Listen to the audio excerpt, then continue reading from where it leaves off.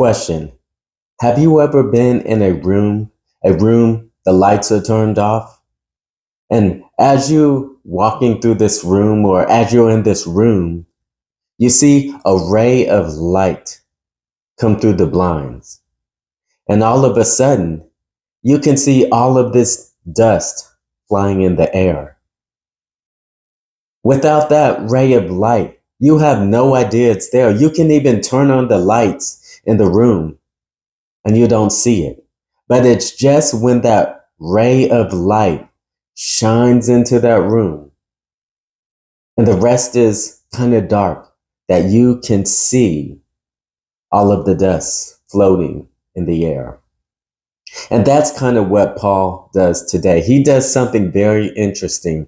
Romans chapter 5, verse 20, he says, moreover, so he has just been dealing with how we are justified by faith, not by the works of the law, not by the works of the law, not by the works of the law. He is repeating this. He is going on at every angle. He wants to know, look, it's not by the law. You can't keep the law. You can't be justified by the law. Can't be declared righteous by the law. Remember, perfection is demanded. It's not by the law. You're saved apart from the law. You're declared righteous apart from the law. He is going over and over, giving us examples. He's like, let me take you all the way back to the beginning. Let's look at Abraham. Let's look at David. It's not by the law. And he does something very interesting now. Verse 20. Moreover, the law entered. So now, after all of this talking about, oh, it's not by the law, he says, now I want to tell you that God gave the law and there was a reason he gave the law. So what is he doing? He's saying God gave the law not to that you may take it and try to be righteous by it, try to be justified just before God by keeping the law. It's like, first, I wanted to let you know you can't be justified by the law. Now I'm going to tell you God brought the law for a specific purpose. And what's that? Moreover, the law entered that the offense might abound. But where sin abounded, grace abounded much more. The third time in this paragraph, we get those words much more. Much more. Grace abounds much more than sin. Now, what grace is he talking about? Well, we've seen in this passage over and over the gift of grace. What is the gift of grace? The gift of grace is the gift of righteousness. God graciously gives the gift of righteousness, not to those who earned it, not to those who just kept the law and they deserve it. No, he gives this gift of this grace of righteousness to those who put their faith in Jesus Christ, to those who deny themselves, take up the cross and follow him because they believe in him.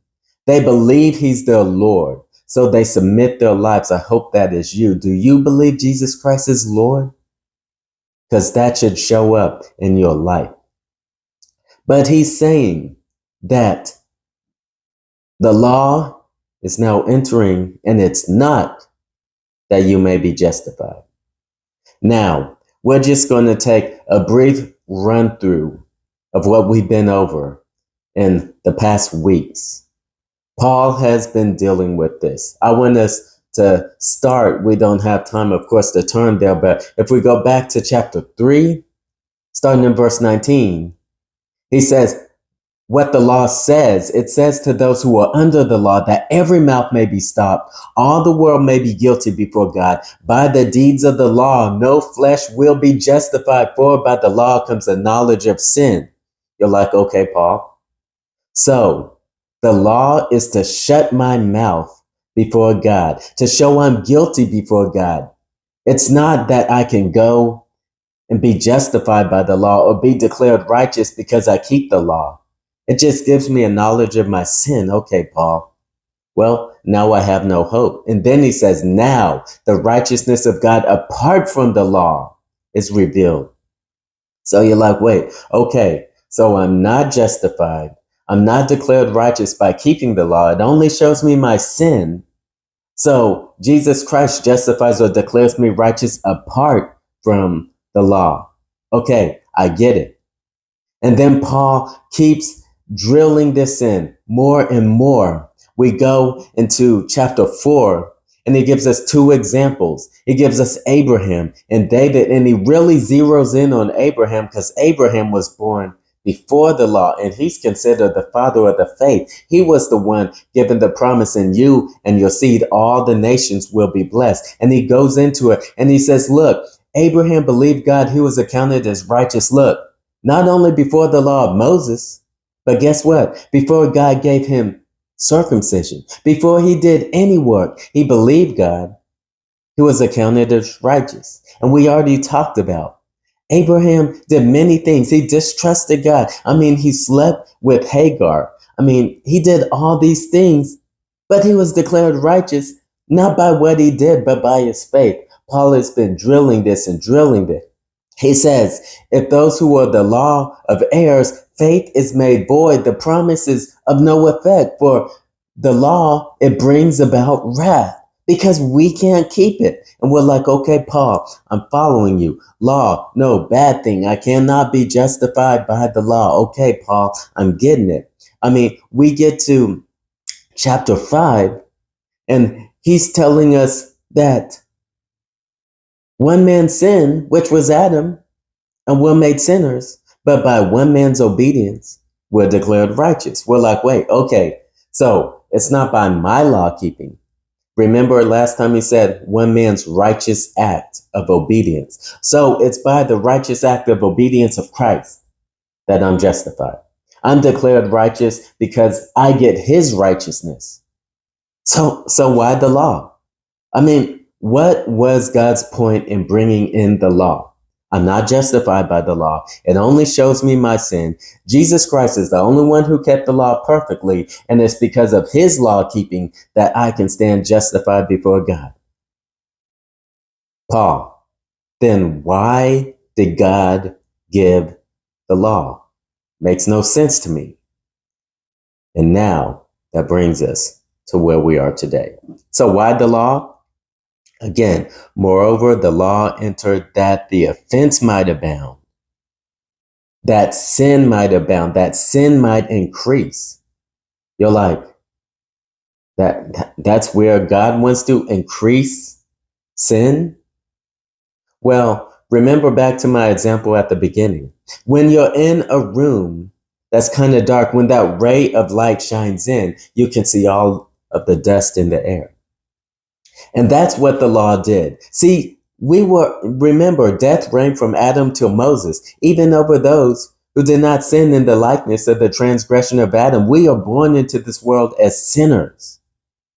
I mean, the law doesn't come in and bring sin with it. No, it's that ray of light that shines on us. And when it shines on us, we see our sin. Now, the full light is in Jesus Christ.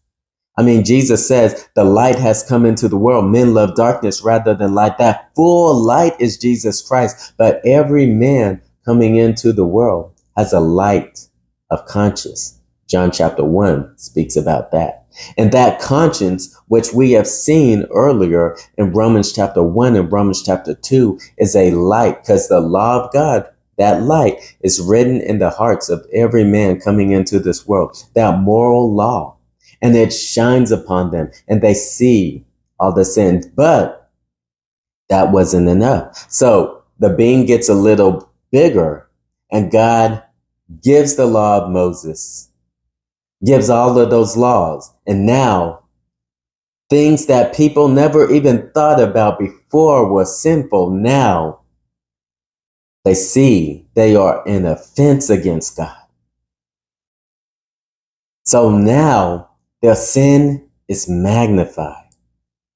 But God's purpose wasn't just to condemn people. We've already talked about that. God just doesn't want to make you feel guilty. God had a purpose, and God does all things for his glory, and we're out of time. So we'll continue this next time. but I'll just read his answer. Why does God want sin to abound? Why does God want sin to increase? Why does God want us to see more of our sinfulness? And this is it. But where sin abounded, grace abounded much more.